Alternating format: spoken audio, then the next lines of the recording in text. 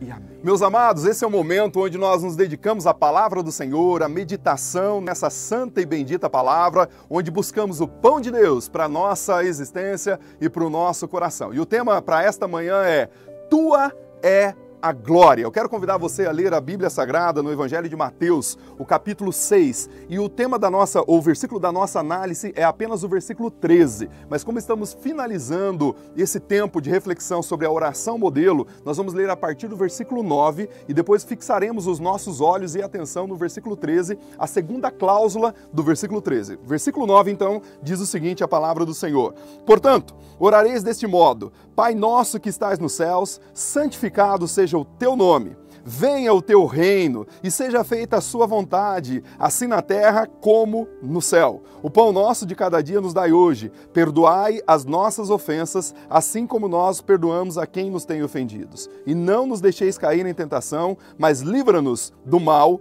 pois teu é o reino e o poder e a glória para sempre. Amém e amém. Meus irmãos, a glória é do Senhor. E esse tempo tão precioso que avaliamos essa oração modelo, nós aprendemos muitas coisas, mas focando e olhando agora para o tema em questão, é muito interessante e muito importante olharmos para a glória de Deus nas nossas vidas e sob a face da terra. Mas voltando ao texto, alguns comentaristas bíblicos dizem que essas palavras não estão nos melhores e mais antigos manuscritos do Evangelho de Mateus. Por isso afirmam que essas palavras do versículo 13 não foram ditas ou proferidas por Jesus, mas foram adicionadas a posteriori por algum amanuense enquanto copiava as Escrituras. Eu particularmente creio que Deus preservou a sua santa e bendita palavra, e Ele guardou a sua transmissão através dos séculos e dos milênios, e temos em nossas mãos exatamente o que o Senhor desejava que tivéssemos. Dito isto, essa preciosa oração termina da mesma maneira que começou, porque Jesus nos ensinou a começar a oração louvando, enaltecendo, glorificando e exaltando o nome do Senhor. O início da oração, Jesus colocou alguns caracteres como: santificado seja o teu nome. É um movimento de glória a Deus. Mas agora somos chamados a nos alegrar em quem Deus é e no seu poder sobre as nossas vidas e sobre a face da terra. Durante esse tempo que nós abordamos a oração que Jesus nos ensinou, nós aprendemos algumas coisas valiosíssimas. Eu quero rapidamente resgatar esses 6 itens que já aprendemos. Primeiro, nós devemos orar e descansar no Senhor. Sim, é um descanso premente e permanente do nosso coração em direção ao nosso Deus. Depois, devemos orar para que o reino dele venha sobre nós e em nós. Terceiro, devemos buscar a vontade dele em nossas vidas. Também devemos descansar no Pai, pois ele é o provedor, é aquele que nos concede o pão de cada dia. Devemos também pleitear o perdão e sermos verdadeiramente perdoadores. E por fim, aprendemos que devemos pedir a proteção para que ele nos livre do mal e do maligno. E hoje vamos finalizar então o nosso tempo de reflexão sobre essa oração modelo com a seguinte cláusula: porque teu é o reino, o poder e a glória para sempre.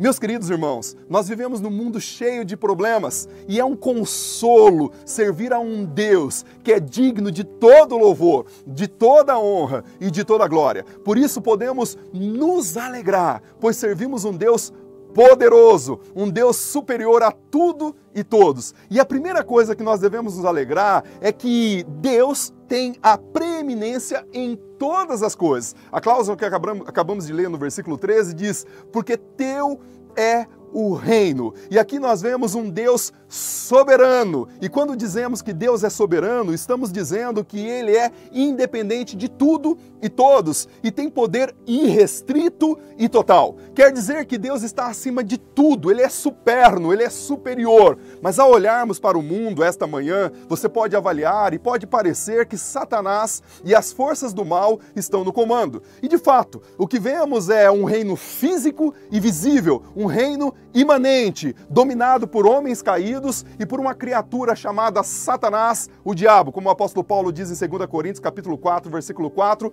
nos quais o Deus desse século cegou o entendimento dos incrédulos, para que não lhes resplandeça a luz do evangelho da glória de Cristo, que é a imagem de Deus. O que não podemos ver quando avaliamos o mundo material é que também existe um outro reino, e um reino espiritual, invisível, transcendente, acima da realidade que podemos ver com os nossos olhos nus e que é dominado por Deus, o Todo-Poderoso. Quem tem um plano perfeito e eterno para as nossas vidas é o Senhor, é o Deus de toda a glória. E a Bíblia é clara em dizer que Deus, o Deus a quem servimos, é todo-poderoso, tem todo o controle e é absoluto sobre todas as coisas. Aliás, quando olhamos passagens, por exemplo, como Isaías capítulo 43, versículo 13, o profeta diz: antes de mim não existiu nenhum Deus se formou, nem haverá algum Deus depois de mim. Ainda antes que houvesse dias,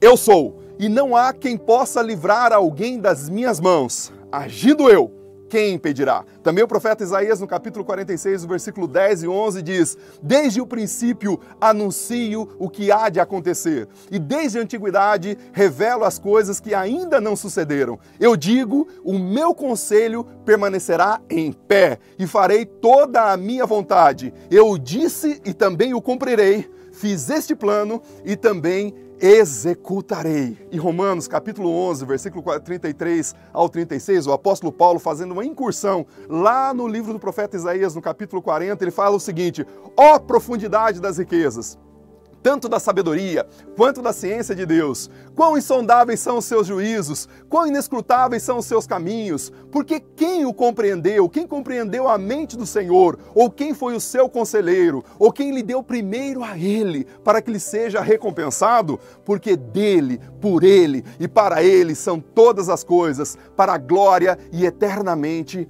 Amém. Romanos 11, do 33 ao 36, o apóstolo Paulo, nesse arrombo de glória, diz quem é o Deus Todo-Poderoso. Então, as coisas podem até parecer que estão fora do controle do Senhor. Pode parecer que um vírus tenha feito a terra parar, mas creia, nada e nada mesmo pode interromper ou atrapalhar os planos do Senhor. Ele ainda continua no controle, ele é soberano. E quando a fumaça baixar, o pó se dissipar, a vontade de Deus permanecerá preeminente e os seus propósitos serão todos realizados. Aleluia! Portanto, meu irmão, minha irmã, assim como diz o apóstolo Paulo em Filipenses 4:4, alegrem-se no Senhor. Outra vez vos digo, alegrem-se no Senhor. O Pai Nosso ainda está no controle e ninguém jamais o destronará. Ele é superior a todos. Salmo capítulo 45, versículo 6 diz: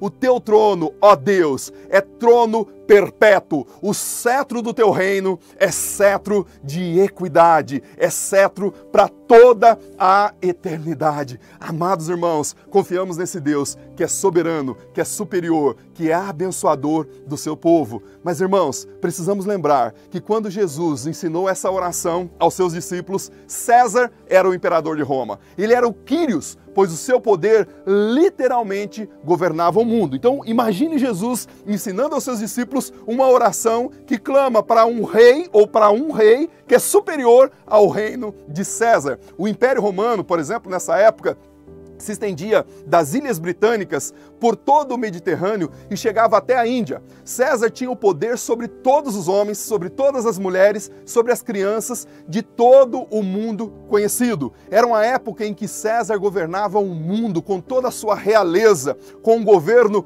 portentoso, nababesco, um governo que dominava tudo e todos. E ele era um homem que, ao colocar o dedo em riste, ou mesmo no estalar de dedos, a vida de uma pessoa poderia mudar da água para o vinho. A assinatura do seu nome, por exemplo, poderia literalmente mudar o curso da história. E é nessa época que ele estava reinando que nasce numa pequena cidade chamada Belém, num estábulo, um homem chamado Jesus. E agora nós temos dois reinos que andam em paralelo: o reino de César e o reino de Cristo, o único e verdadeiro Quírios. O palácio e o estábulo agora começam a governar de maneira paralela. E um dia eles entraram em conflito aberto, cuja conclusão foi que o estábulo saiu vitorioso e num brado retumbante pôde dizer: teu é o reino, teu é o poder e tua é a glória. Irmãos, isso é maravilhoso. Portanto, quando oramos assim, estamos fazendo como fizeram os primeiros cristãos, não se curvando a César. Estamos dizendo que o domínio não está nas mãos de Donald Trump,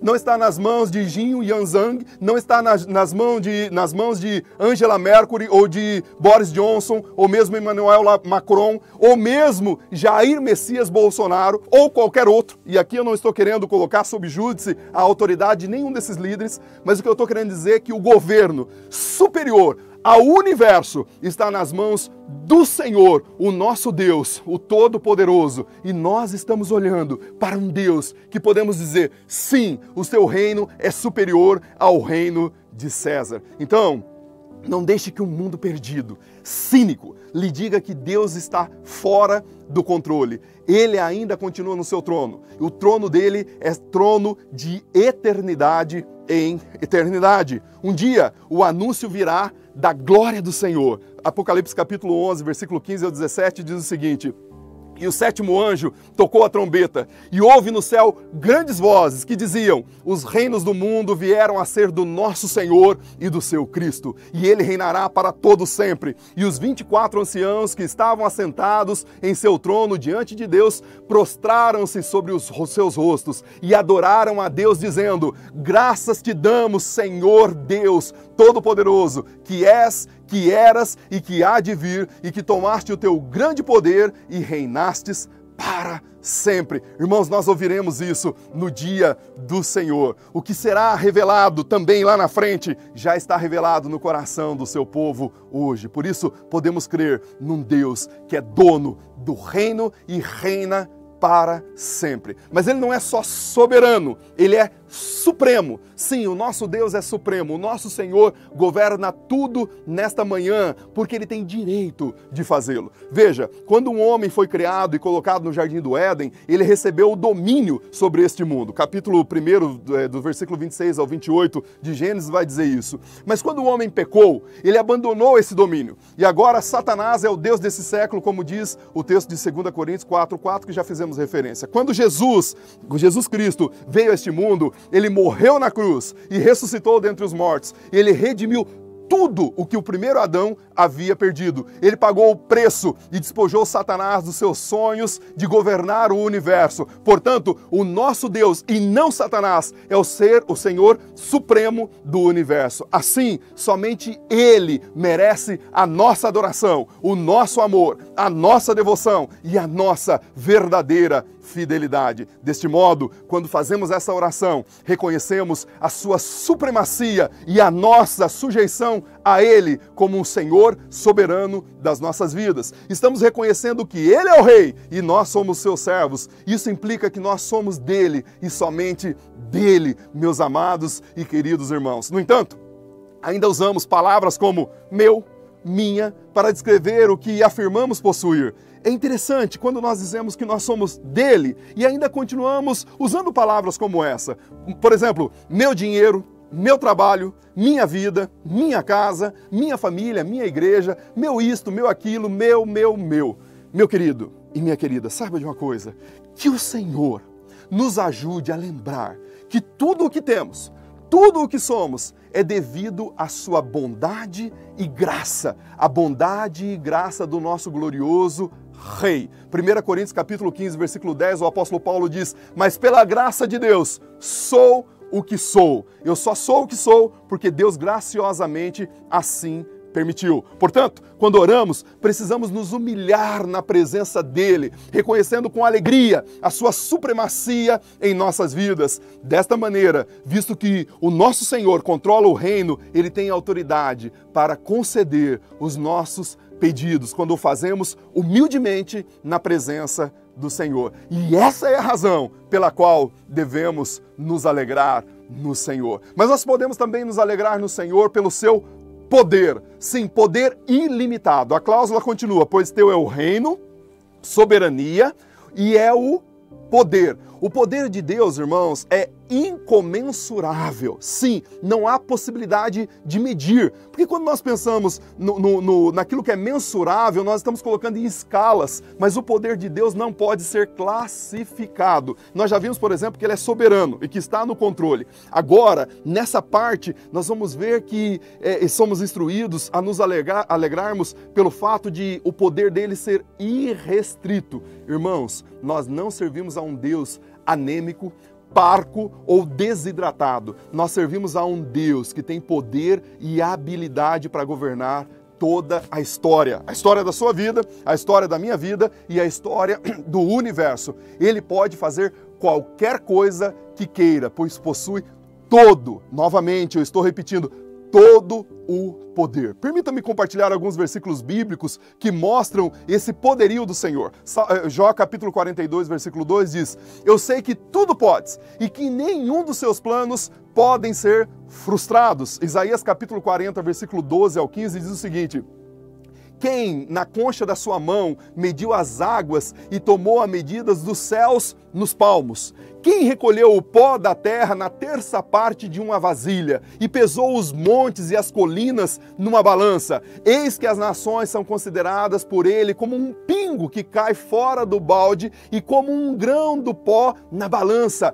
Eis que ele carrega as ilhas, e poderíamos dizer todos os ilhéus, como se fosse apenas um pó fino. Esse é o nosso Deus. Jeremias capítulo 32, versículo 17 diz: ah, Senhor Deus, eis que tudo fizestes, os céus e a terra, com teu grande poder e com teu braço estendido. Nada há que seja demasiadamente difícil para o Senhor. Irmãos, esse é o poder irrestrito do nosso Deus. O nosso Deus é todo-poderoso e pode todas as coisas. Aliás, é muito mais fácil listar o que Deus não pode fazer do que o que Deus pode fazer. Vejam bem, Deus não pode, por exemplo, mentir, porque Ele é todo verdade. Deus não pode cometer erros, porque Ele é perfeito. Deus não pode falhar, porque Ele é supremo. Por isso, quando nos aproximamos dEle em oração, podemos confiar que Ele nos ouvirá e nos atenderá, pois Ele tem todo o poder para isso.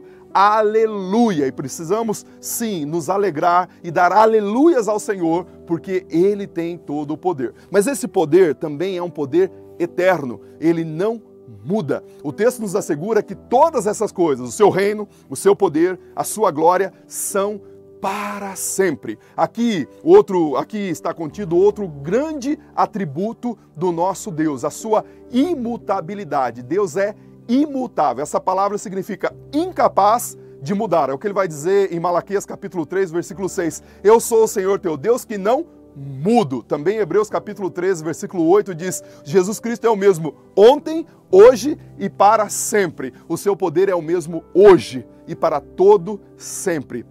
Aqui, irmãos, está a plena confiança que temos quando oramos a Ele. Ele é o mesmo ontem, Ele é o mesmo hoje e será eternamente. Tudo o que Deus já foi, Ele ainda é e continuará sendo. Ele não é um Deus mais poderoso hoje do que fora outrora e nem será um Deus mais poderoso amanhã do que fora ontem e é hoje. Ele é o mesmo Deus e não mudou. Afinal, Ele disse: eu sou o grande eu sou. Sim, para esse momento e para toda a eternidade, o poder dele continua inalterável, inabalável, é eterno. Então imagine que tudo o que você precisa, todas as coisas, mesmo que sejam coisas impossíveis aos olhos humanos, Ele pode realizar.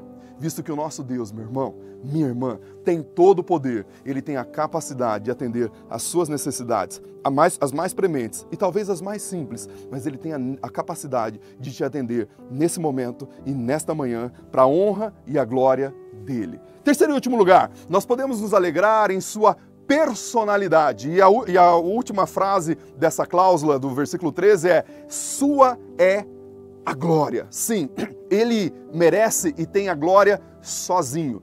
Tudo que Deus está fazendo ao exercer a sua preeminência e o seu poder é em busca ou buscando a sua glória. Mas deixa eu explicar aqui rapidamente.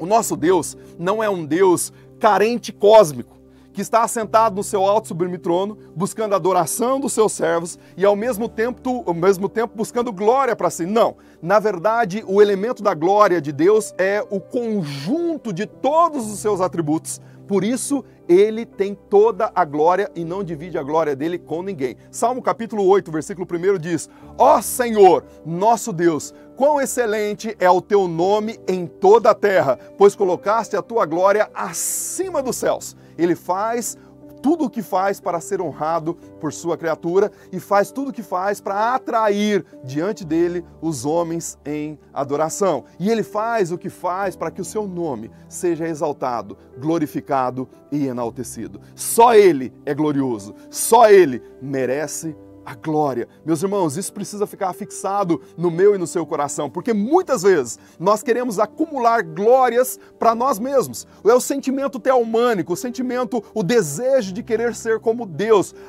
buscar a glória, reivindicar a glória que é do Senhor. Aliás, o apóstolo Paulo vai dizer que isto é vanglória, buscar uma glória vã, uma glória que não te pertence. No entanto, quando nós entendemos essa compreensão profunda, nós passamos a dar sempre glória ao Senhor. É o que vai dizer 1 Coríntios capítulo 10, versículo 31. Diz: quer comais, quer bebais, ou façais qualquer outra coisa, faça para a glória de Deus. Sim, meus irmãos, precisamos ter isso claro no meu e no seu coração. Se pudéssemos aprender certamente essa verdade, essa simples verdade, certamente tudo seria revolucionado em nossas vidas, em nossa igreja, no nosso coração, em todas as áreas da nossa existência. Talvez essa seja uma das razões que as nossas orações não são totalmente respondidas, porque nós buscamos de maneira inadequada. Tiago, capítulo 4, versículo 3, diz o seguinte: quando pedem, não recebem, pois pedem por motivos errados, para gastardes em seus prazeres, ou seja, buscando glória apenas para si e o benfazejo apenas a partir dos seus interesses. Talvez também um dos motivos pelo qual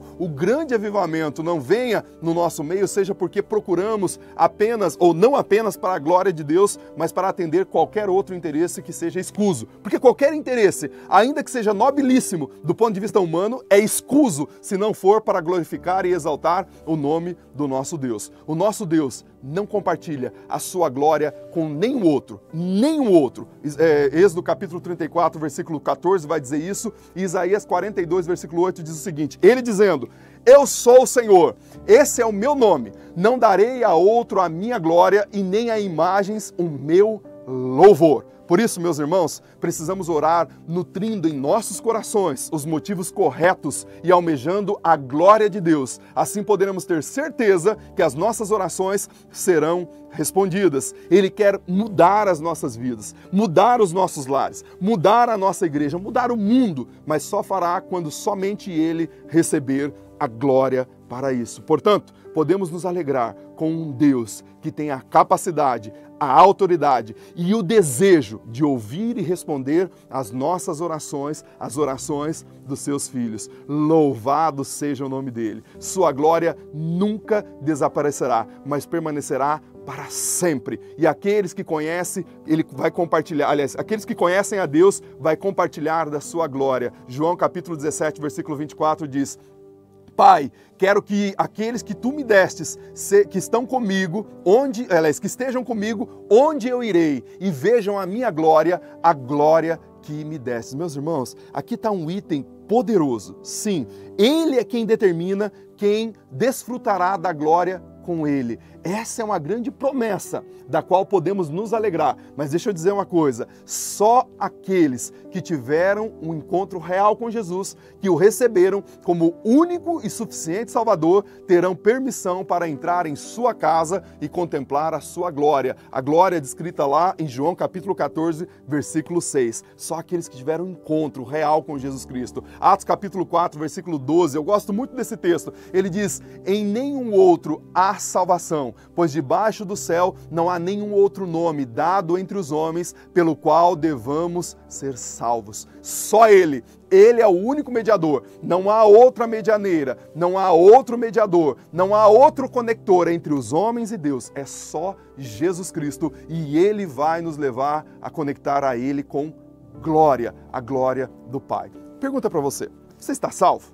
Se você já está salvo, você com certeza conhece, primeiro, a sua preeminência, o seu poder e a sua personalidade. Se você for salvo, um dia você vai participar dessa glória, não apenas por algum tempo, mas para sempre. Isso é algo que podemos nos alegrar.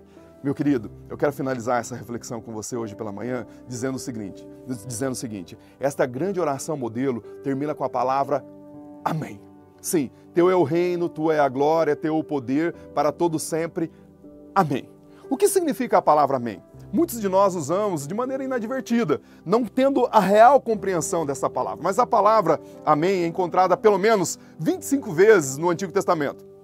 E no Novo Testamento ela é encontrada 125 vezes. Veja só, 125 vezes. E é frequentemente traduzida como em verdade te digo. Significa dizer, assim seja, que seja a verdade. Eu afirmo isso. Então quando você vê essa palavra e ora dizendo amém, você está dizendo sim, eu confirmo. Seja feito assim. Eu entendo que a palavra do Senhor é verdadeira e eu confirmo a sua palavra, por isso, amém.